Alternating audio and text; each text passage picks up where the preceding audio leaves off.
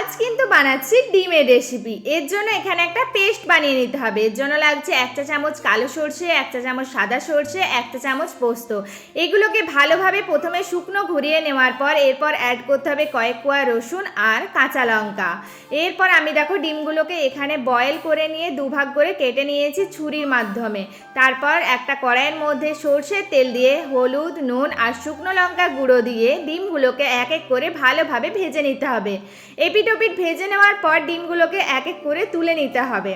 এরপর ডিমগুলো ভালোভাবে ভাজা হয়ে গেলে ওই একই কড়াইয়ের মধ্যে আর আমি কিন্তু কোনো তেল ইউজ করব না, ওই তেলের মধ্যেই দিচ্ছি কালো জিরে আর পেঁয়াজ কুচি। পেঁয়াজগুলোকে ভালোভাবে লাল লাল করে ভেজে নেওয়ার পর আমি অ্যাড করলাম হলুদ গুঁড়ো। হলুদ গুঁড়ো অ্যাড করার পর এখানে ওই সর্ষে পোস্তর পেস্টটা দিয়ে দিতে হবে। এগুলোকে ভালোভাবে নেড়ে চেড়ে নিয়ে পরিমাণ মতো নুন আর টমেটো কুচি দিয়ে দিতে হবে। এরপর ভালোভাবে নেড়ে চেড়ে নিয়ে আমি কিন্তু এখানে কোনো জল অ্যাড করিনি।